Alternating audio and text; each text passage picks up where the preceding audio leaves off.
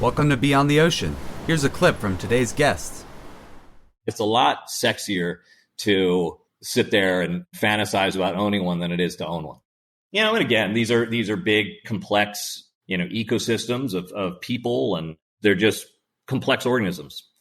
And whether it's fair or not, the messaging that I got from Baptiste after his meeting in Paris was having a credible operator with 40 years of operating history at the table made it easier to raise money.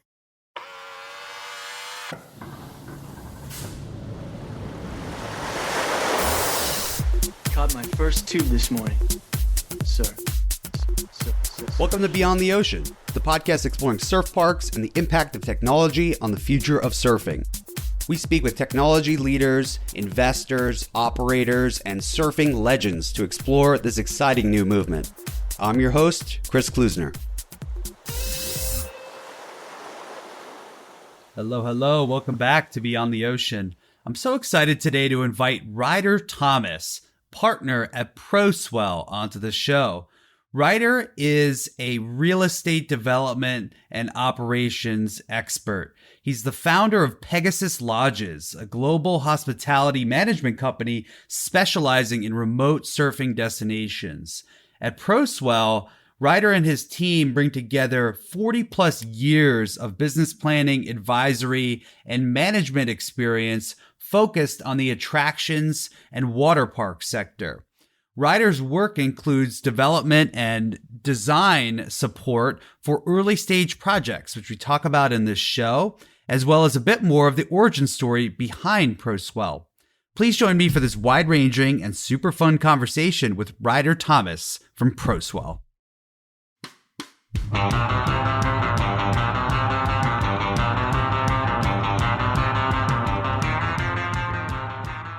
Ryder, thanks so much for joining us on the show today. Thanks, Chris. Thanks for having me, man. Nice to see you. Yeah, of course. It'd be great if you can give us an overview of your role at Pro Swell. Sure. So I am one of the founding partners of Pro Swell, which is a developer, financier, and most importantly, an operator of surf parks and similar attractions around the world. Is really a joint venture between Swell International, which is a development company that I've had for the last few years, and a company called MR Pro Fun, which is a big operator of independent theme parks and attractions that spun out of Disney about 40 years ago. And we got to know each other working on a big project in the Dominican Republic, and realized that we had a lot of complementary skill sets and experiences. And a couple of years ago, formed Pro Swell with the intention of chasing the industry as it matures. Love it. And I can attest from your participation in the previous surf park summits and some of the progress we've seen from the industry that your team are best in class in terms of operators and experience. And like you mentioned, MR Pro Fun is one of the most experienced, decades and decades of experience in creating these attractions and bringing them to life. So I'd love if you can kind of wind the clock back and kind of give us an overview of how did you get into this space and where did it all start? Yeah, of course. So my path has been pretty circuitous, I guess you'd say. But fundamentally, since we're talking about surfing and surf parks, I'll go back to the beginning. I was born and raised in Hawaii, grew up there. From one of those, you wouldn't see it from the complexity of my skin or perhaps all the sun damage you would. But, from one of those, haole families that's been there for a while. So I grew up surfing. And obviously loved it very much, sort of a social prerequisite when you grow up there. Graduated from high school in Hawaii and ended up leaving and going to school in the southeastern United States, and obviously wandered away from surfing and doing that. Went from college to law school and joined a big New York law firm, and then eventually jumped from law into investment banking.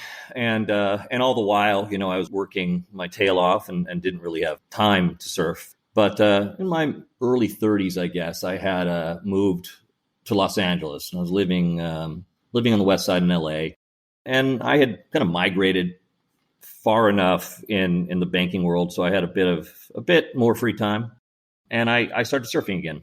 For those of the audience that know, probably many of you, there's a very vibrant and I'd say inclusive community of financial professionals that are really into surfing in LA, particularly in Manhattan Beach. And so after this long hiatus of being away from the sport, I got into it again. I really sort of fell in love with surfing all over again. And from that, kind of a few twists and turns aside, came up with the idea to build a high-end surf resort brand that we called Pegasus Lodges.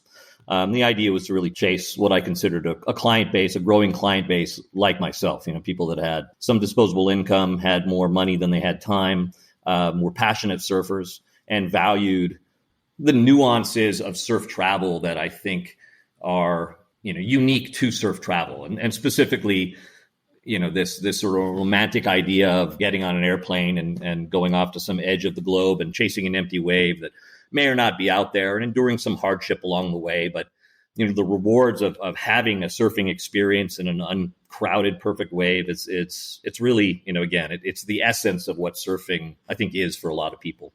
You can't replicate that in, Manhattan Beach or, even, the North Shore of Hawaii, right? I think, more people, more problems. Whenever you're shoulder to shoulder with a bunch of other people, it creates a social complexity. And we all know what that means for surfing. So anyway, I came up with an idea to roll out a brand of upmarket, very exclusive surf lodges, which we've done over the last 10 years. And a few years ago, sort of jumping into the surf pool world, a few years ago, I had a guest, Pegasus Lodge's guest, Baptiste Connelau, who's now the Chief Commercial Officer for Endless Surf up at Whitewater West in Canada. He's a diehard surfer, and he came out to join us on a surf trip to one of the lodges in Indonesia. I wasn't around at the time. And a few twists and turns aside, he had some opinions that he wanted to express at the end of the trip. So he got a hold of me. And through that interaction, we formed a bit of a friendship. And so fast forward a couple of years, he had gotten into the surf park world. He's sort of he came from a very corporate background at PwC or maybe E&Y, but it doesn't matter for purposes of the story. Same. Then he was an industry guy at Rip Curl for a while, and then he was working in real estate development and ended up taking an interest in surf pools and had started to work with Link City, which is obviously a huge European developer, and Bouygues, a big construction company, on a project called Le Vague Paris, which was the big surf pool project in Paris, multi-$100 million project. One of the real, I think, the first big mixed-use projects to be announced, where there was a surf pool, but part of a much more complex commercial ecosystem. And because it was a very well-funded project, with big institutional players at the helm, they did what big institutional players who can afford it do. They did a bunch of market studies and hired a bunch of consultants to really look at the industry, which is tough because there wasn't a lot happening at the time. But look at the industry, looked at what had been built, what had been announced, and come back with some thoughts and ideas about what Le Vague should look like. And one of the conclusions was that the existing facilities, and again, there weren't that many of them in the world, had sort of overlooked the premium surf experience, what we consider the buyout experience of what is the surf ranch or the buyout day at BSR in Waco.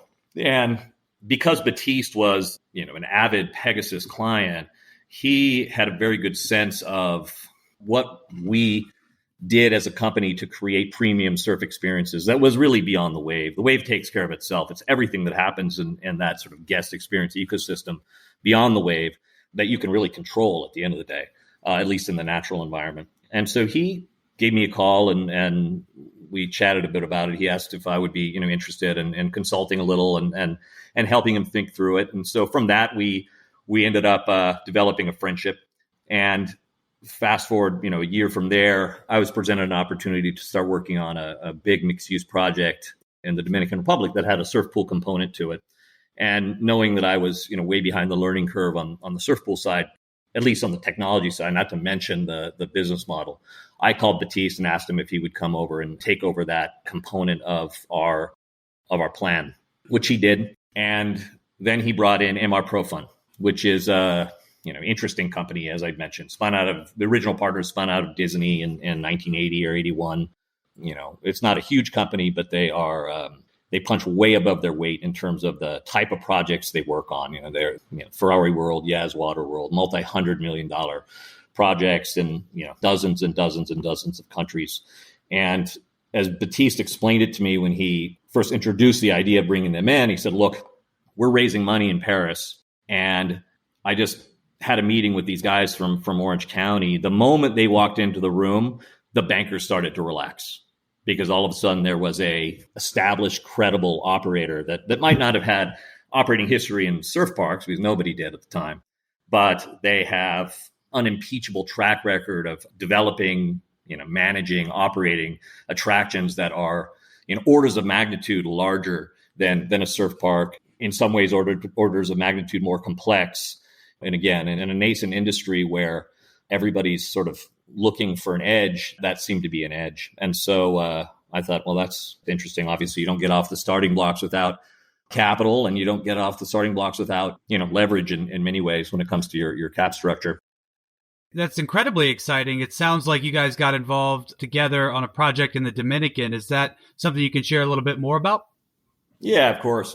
So life is all about opportunities and jumping through doors as they open. And I, again, I talked to Batiste a bit. I was familiar with and curious about what was happening in surf park world. I'd never really considered pursuing anything myself.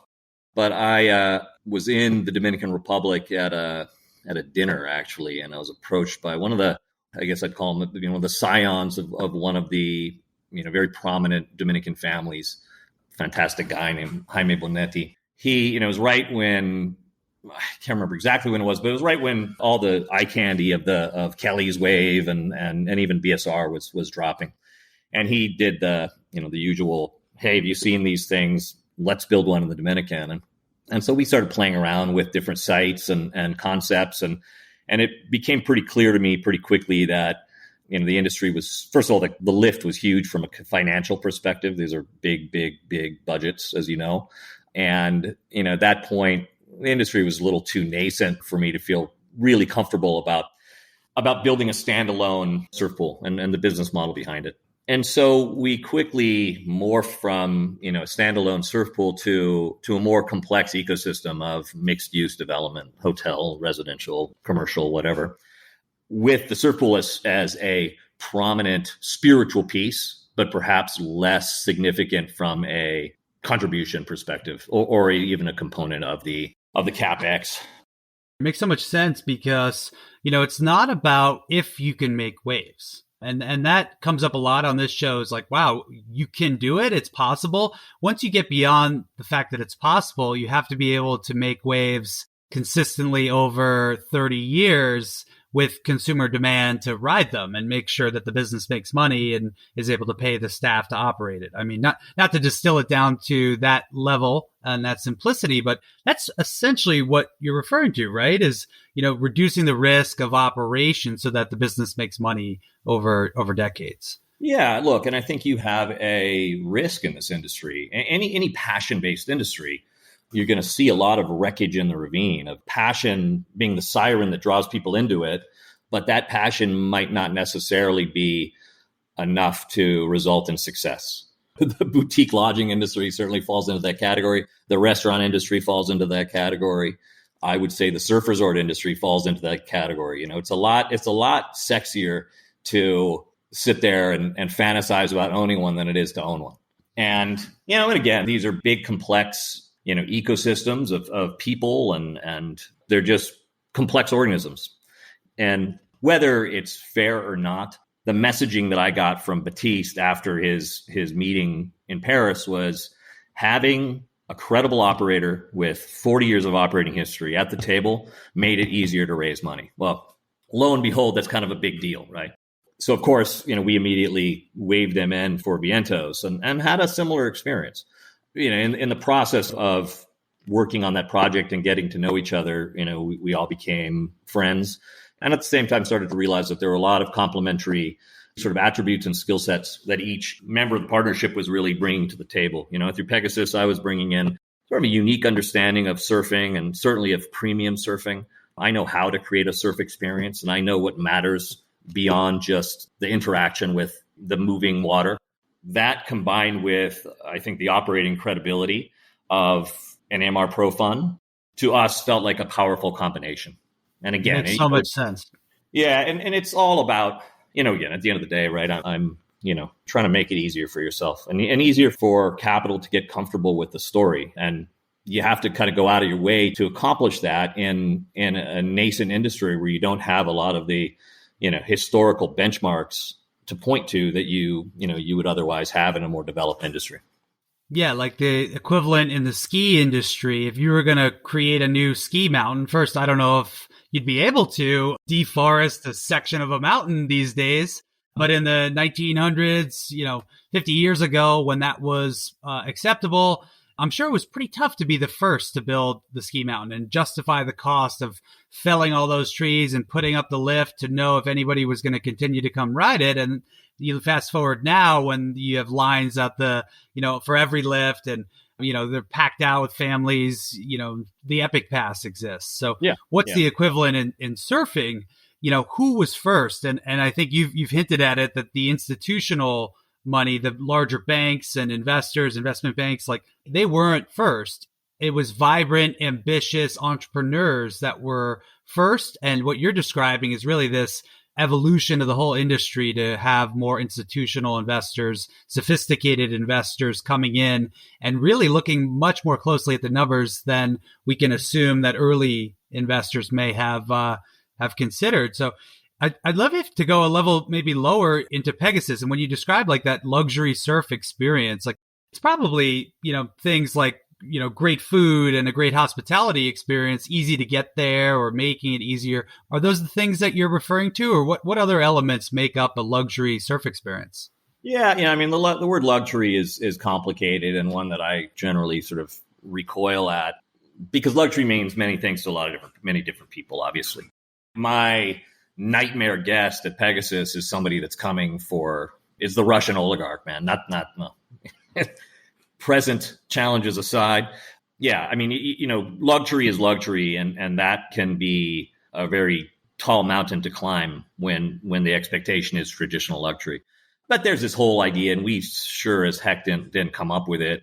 And it was happening, I think, even before COVID, and it has even more momentum post-COVID. But the idea of experiences as the real luxury, and whether it's superficial differentiation that you just want to be able to post something that's unique and different and impressive on Instagram, or you really want to go out into the world and feel alive. I'm here in San Francisco right now, and there's a certain amount of homogeny that exists in the world, particularly in the world of people that can afford $10,000 a week surf trips.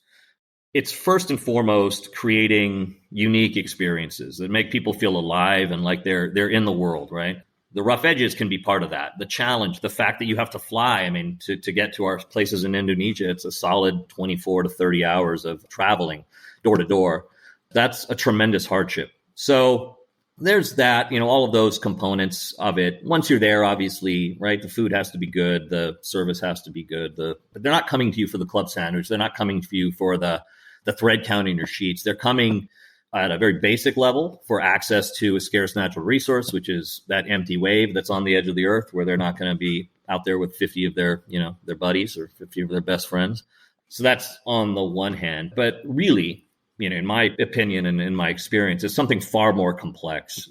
It's this interesting cocktail of factors that can come with surfing, right? It's an extraordinary natural environment. You're generally in a place that is untrodden and is pristine.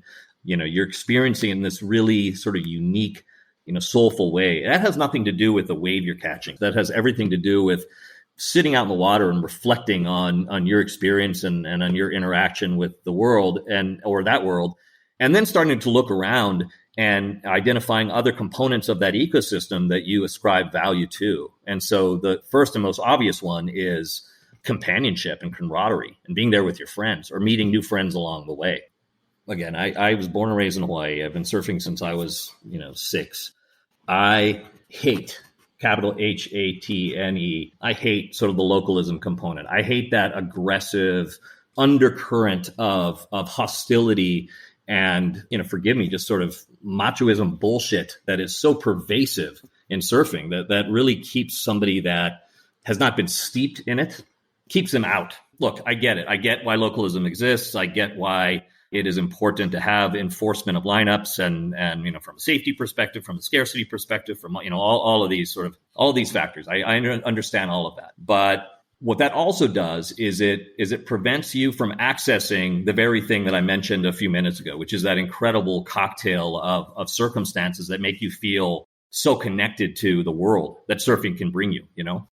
How can you appreciate those things when you're worried about making eye contact with the wrong guy, or panicking around where you're sitting in the lineup and whether or not you should be wearing a leach or not, like my recent exactly. experience. That's what we're talking to about at Southern California.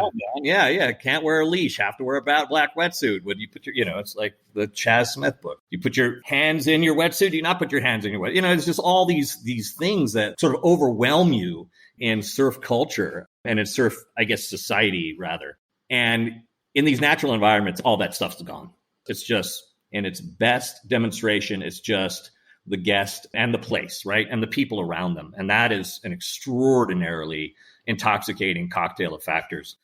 If you can create that with some degree of consistency, we'll create a very, very sticky customer, is our experience. We have 80+% of our clients, come back over and over and over again, go from Samoa to Indonesia to Kiribati to wherever. It's because of the waves. Yeah, it's because of the waves, but it's also because of the experience they have with themselves and with each other and with the staff and all of that stuff. So again, it is stripping the surfing luxury, is stripping surfing to its pure essence and stripping all of that other stuff away, if that makes sense. It does. I'm curious with your relationship with surfing, growing up in Hawaii, you spend time on East and West Coasts, you surf near SF, you surf, out in New York. How do you feel when you go surfing now versus when you're in Indonesia versus what you might feel at a surf park? Like, how do you personally experience surfing now based on everything you just shared? It's self-selecting to some degree. So I go out of my way to avoid crowds. I go out of my way to avoid, hostile environments. And I've been that way, for as long as I can remember. I'll always be the guy that's going to surf the C+ wave or the B- wave that's empty versus the A+ wave that has 50 guys out there. I spend a lot of time chasing that moment that I just mentioned to you. And I can close my eyes and remember, dozens of these moments over the course of my childhood, and not waves even, right? Like just sitting out the back in between sets and looking up the coast in Waipio Valley on the Big Island and seeing the cliffs and the sort of mists, falling into the water from the early morning chill in the mountains. And that's the stuff that I want, right? But it's amazing how you can recreate that anywhere in the world in a natural environment.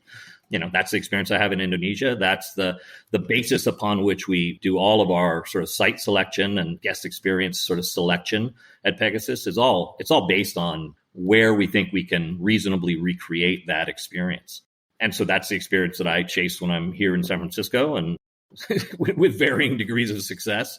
And same thing in New York, man. And you'll be surprised, as you and I know, we were talking about, you'll be surprised at where you can find it, right?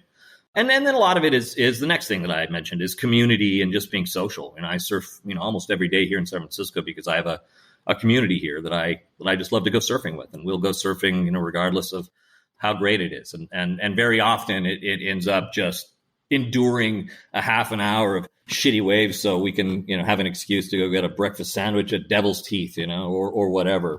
Surfing is something that can be simplified. And by simplified, you can just talk about if we make the very best wave, or we create the very best wave, or if I find the very best wave, that is the apex of surfing. Or it can be something as complex as all of this other stuff that I'm talking about. And I probably skew to the far left.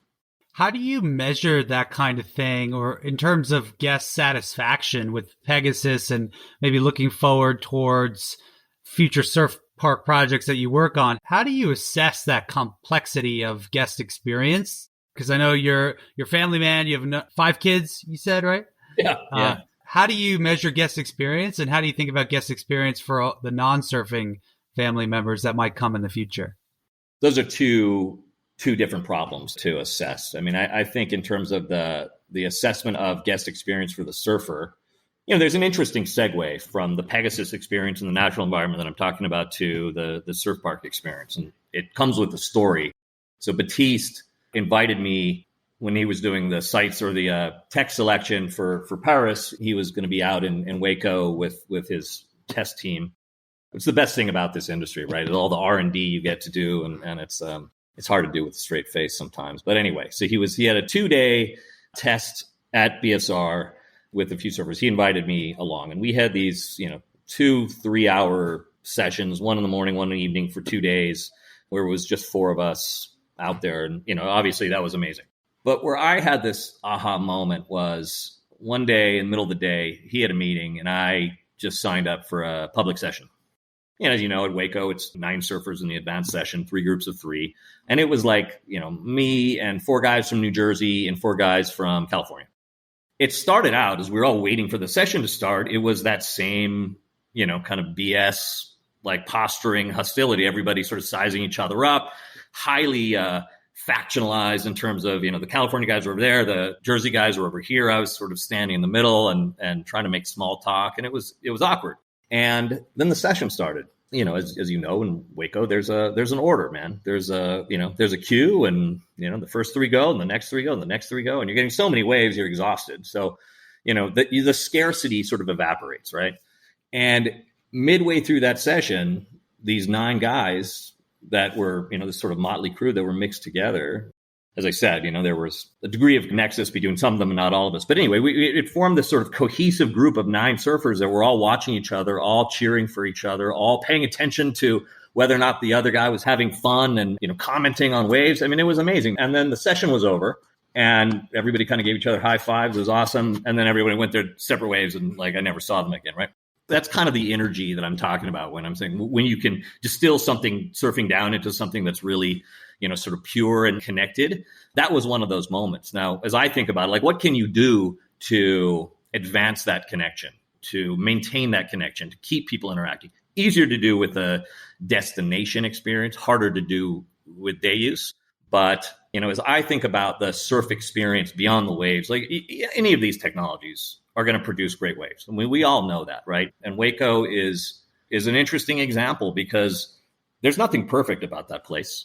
If you really want to get intellectual, it's a cautionary tale on a bunch of different levels, not because anybody did anything wrong, but just because it is what it is, man. But it's an incredible surfing experience. And that wave is so much fun. And you hear that over and over and over and over and over again. I think to really sort of freak out and start trying to predict success of one tech versus another based on the wave that they produce is a bit of a fool's errand, right? So that's not my cross to bear. We're going to have a proliferation and at the end of the day, to some degree, a commoditization of these things. I think an empty wave in Indonesia is always going to be an empty wave in Indonesia, and that's always going to have significant value. I'm not sure about, an empty wave in a surf park standing on its own having extraordinary value versus another one. I think you have to create experiences and create programming that leverages and capitalizes on this sort of pure sort of joy of surfing, kind of moment that I'm talking about. Yeah, supply and demand. In the ocean, supply is limited, so demand is really sharp, and people are kind of jerks about it, and they make up all these funny rules about enforcement and social buy-in for that. In the surf pool, supply is way over the top, and so it's actually a different thing that's being measured. Call it stoke, vibes, whatever it is, but it's actually not wave count because I can attest the same at BSR. You start as strangers, and by the end you're hooting and yelling for people that you didn't even know you needed to do that for, and it does create just a whole different kind of feeling inside you that is really not trivial when you talk about everybody's obsessed over apps and how things. What's the effect of this app? I mean, you go out and go surfing with someone for 5 hours at a wave pool, and you're going to love them at the end or hate them, Yeah, right. There's always that, right? But no, that's exactly right. I mean, I've made, some of my closest friends in the world or people that I spent 5 days with on a surf trip. And you just, again, you experience the same experience at the same time. And there's something very powerful about that chemistry. Again, it's early days, right? Nascent industry. You can make any claim you want, but different strokes for different folks. And I don't think there's one size that fits all when it comes to these surf park developments. They can be so many different things. When I opened the Agano Lodge Samoa in this place where everything was $50 a night, there was no history of high-end surfing in this country at all. And our thought was, look, if we can bottle what we do so well at the Tello Island Lodge, and then we can take it to, this different environment, different wave, different country, different everything, it's going to be just as powerful, right? People will be just as attracted to it. And that's true. I think you can do the same thing with surf pools and with surf parks. It's going to take some very delicate, thoughtful programming. And to the extent that, you think that the wave is all there is, you're going to miss, I think, a very powerful part of the opportunity, at least the opportunity that I'm interested in chasing. Totally makes sense. And I couldn't agree more. I'd love to maybe flip it towards and ask some best practices from you as somebody who's looked at a lot of surf pool projects, met a lot of entrepreneurs building technologies to make waves or other solutions to enhance the experience. What are some success factors for early teams that are looking at this category or already active in this category from your perspective in terms of, what can they do to help stand out from some of the noise? There's a lot of things, right? Or there are a few different components to it. But I think at a fundamental level, you have to be practical and realistic about the projects that you're chasing or a project that you want to chase. I think the most important piece is the team, at least at this point in this sort of early stage. I think that, you have groups that have, real momentum, real credibility. And it seems to me that those groups are starting to accelerate. And their conversations with outside capital is starting to accelerate. And it's starting to feel like that quagmire of far more projects and there is capital and how do you differentiate one project from the next and one team from the next. That's starting to dislodge a little bit. And I think one of the primary factors in that dislodgement is the team that's involved. That is the origin story of our company. I think that the right teams are going to employ the best practices, right? The right best practices. And so, for me, there's a lot of different factors when it comes to specific projects. But if you're just speaking generally about a generic project, what project in market A, project 1 versus project 2, who succeeds, who fails?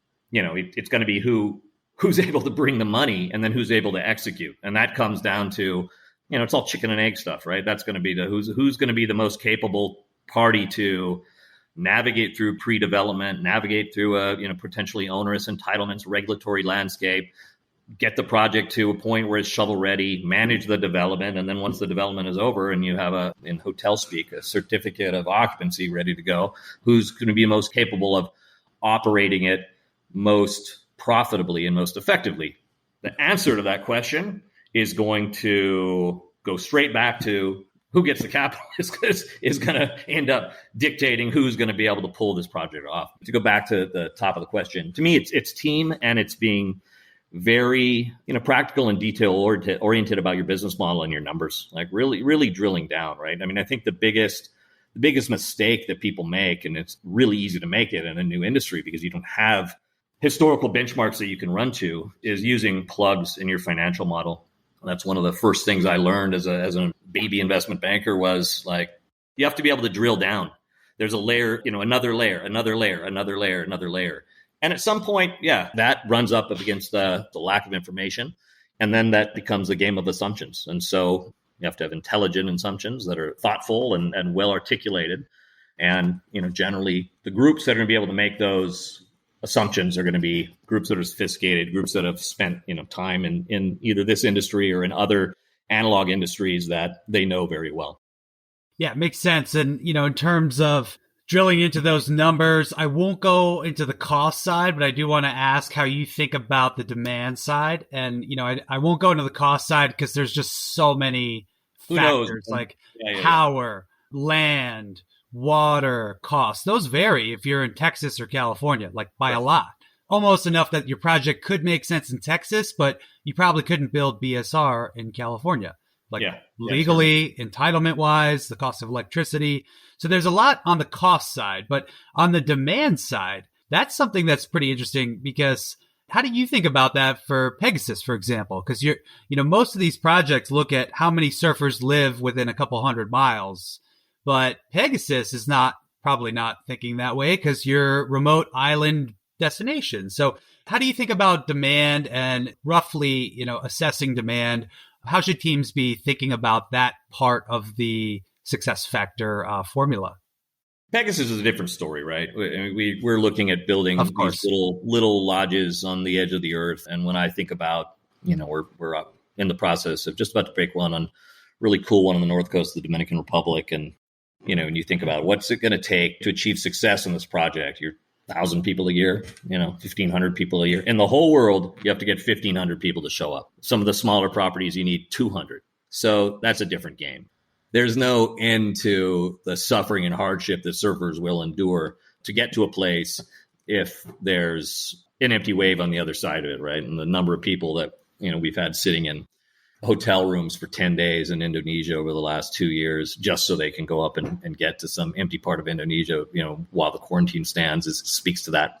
I think that, from a surf park perspective, your throughput it's a totally different story. That at the end of the day, catchment is going to be probably the driving factor in determining, what markets are interesting. There are a lot of interesting markets. Some are obvious, some are less obvious.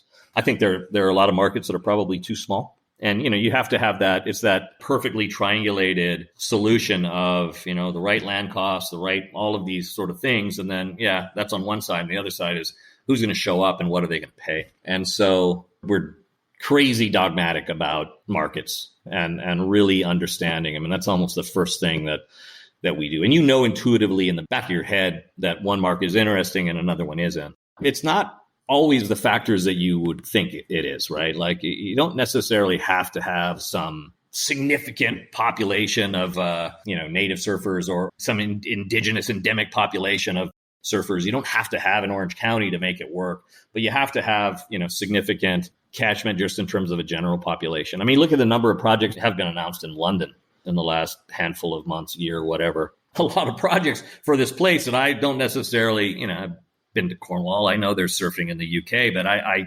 London's not top of my list, both in terms of the price of real estate or an insatiable market of surfers that are willing to pay the type of dollars that will justify doing a project in a complex place like that.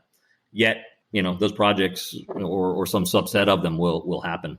So I think that's part of it. Again, catchment, and then it's your revenue model and how you can, and again, you don't want to talk about costs, but costs are a really important component of how do you assess whether or not you have a viable revenue model. At the end of the day, that top line has to speak to your CapEx budget. And if it doesn't matter how much you want it to, a project is not going to be viable. It's not going to pencil. And then maybe you have vanity money. Maybe you have, high net worth or ultra high net worth money that wants to come in, passion money, and wants to come in and get a project done. As a professional, developer and operator of these things like that, maybe that money's out there. It's not always the easiest to come by and find. And again, like good work if you can get it, I guess. But what we are trying to create is projects in markets that have a right to life from a capital perspective, where you can look at it as an institutional provider of capital, look at this project against many other projects in either, analog industries or just, any other sort of commercial mixed use project in a similar market and say, yeah, I want to do that versus something else. Very helpful. And I think words of wisdom right there. And I think takeaway is if you're an entrepreneur trying to break into this space, you're going to have a couple hundred conversations before you find the right team, capital, etc. If you're entering this space as an investor operator, same thing. You're going to have to go through, kiss a lot of frogs, I guess, so to speak, to find the right mix. I want to kind of end the conversation today and look forward. Of course, you don't have a crystal ball. You have what you're seeing and your opinions, but zooming in 5-10 years out, even 2032, knowing that a lot of these projects are popping up, what does the world look like in terms of who's running these facilities? Is it an oligopoly, a monopoly? Is it one giant Walmart of surf parks that owns all of them? Or is it, more like how luxury brands are? There's lots of luxury brands for every everyone's whim or fancy. So, on the record, but not holding you to it, what do you think the future holds in 10 years in terms of ownership structure? I think the answer to that question will turn on how accessible capital either becomes or how inaccessible it remains. Because I think, to some degree, this is a momentum game. Your neighbor opening up something across the street and doing it successfully makes it a little easier for you to do it. But far more likely, it makes it a lot easier for your neighbor to do it again and again and again. And so, you have, I think, the early movers, and we all know who they are, right? It's, the Wave, it's Damon over at Urban Surf. It's my friend and your friend, John Luff and Doug at Beach Street. Like, we have a tremendous amount of momentum. And it's really interesting to see these organizations start to crystallize a little. We're far more corporatized and conventional than I thought we would be. We have a standing 7:30 Monday morning call, for God's sakes. I think that momentum is going to be a big factor in kind of where things go from here. And I think that will coincide with access to capital. To the extent that capital remains aloof and elusive, then the groups that have momentum are going to have an easier time getting things done. To the extent that it gets a little easier. And I think on the equity side, equity, I won't say it's always going to be there, but generally I think equity is going to be a bit more accessible than debt. And I think that's what you're seeing. Those are the stories that you're hearing in the marketplace, right? And it's been very fascinating that over the last, I would even say 6 months, you're starting to hear and see examples of leverage ratios, like, loan to value increasing. So more debt going onto these projects, terms are starting to come in, guarantees are starting to move around a little bit. Pricing is just starting to get more accessible. And that implies that the debt capital markets are getting a little bit more comfortable with this whole thing. Whether or not they get so comfortable that they're willing to take flyers on, more entrepreneurial, developers and operators remains to be seen. I'm of the opinion that right now, the more institutional you look, the easier these things are to pull off, because it's a new world and new is scary.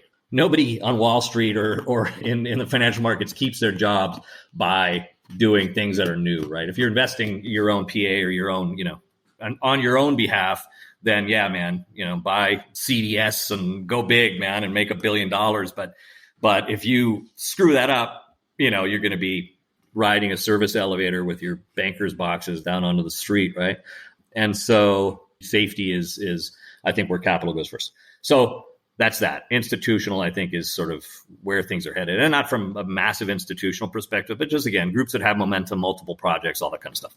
In terms of what the actual products look like, I think, it'll be interesting, because on the one hand, everything I just said flies in the face of everything that Pegasus is and everything that sort of surf culture wants. I think the last thing that surf parks should be is, and the last thing that surfers want is some, Walmart of surfing. Right? There are so many ways for this industry to turn into a just absolute freak show in terms of high volume, mass market surfing as a cliche, turning into actual surfing. It's scary stuff. So I think fundamentally the consumer doesn't want that. I think that, in their best form, these things will be representations of what every surfing geography is, with just a different flavor in a lot of different places. That's my hope, at least. But again, it's hard to know where the money comes in. It's hard to know, at some point, does a big REIT come in and get interested? And then we all know it's easier to roll out operations in 5, 10, 15, 20, 50 different surf parks if they are simple and absolutely conforming. Is that consistent with surfing or inconsistent? I would say it's inconsistent, but we're asking, big institutions to commit big dollars to these projects. You can't be naive about operational nuances and pain points that are going to get addressed somehow. Again, words of wisdom there. And I think very well put, is, again, calling all you entrepreneurs and innovators in this category, stop innovating. Make the wave and make the numbers pencil.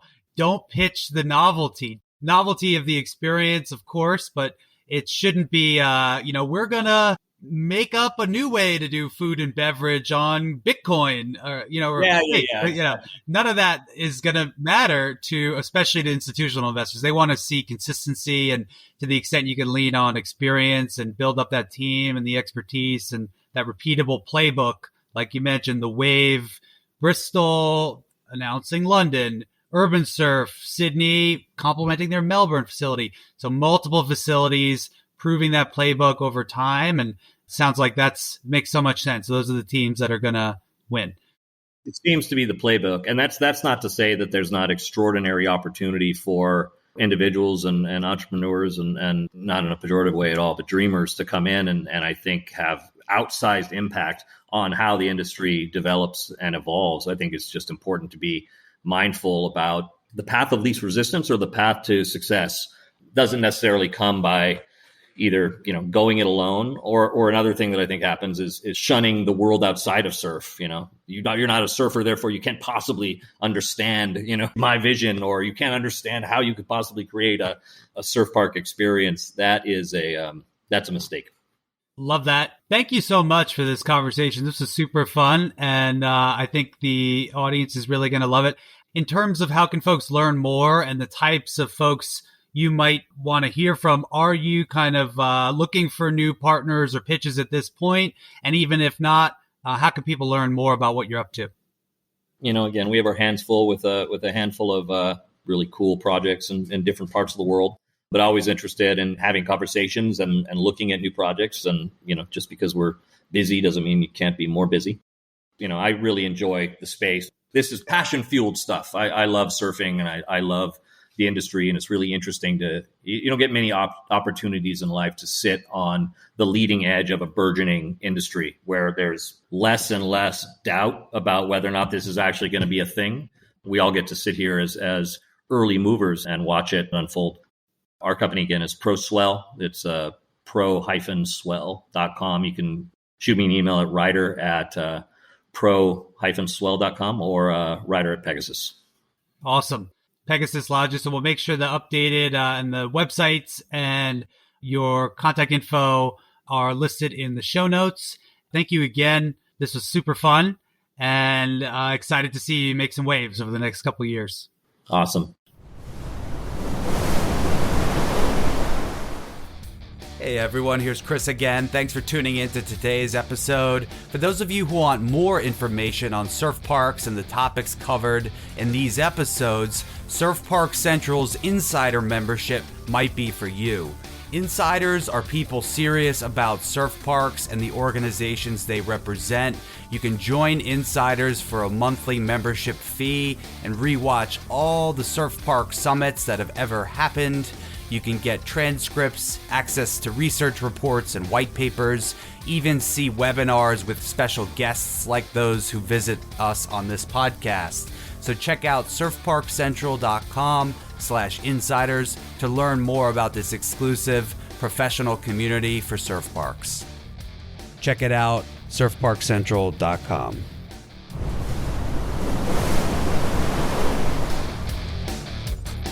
Please subscribe to our podcast on Spotify or Apple Podcasts.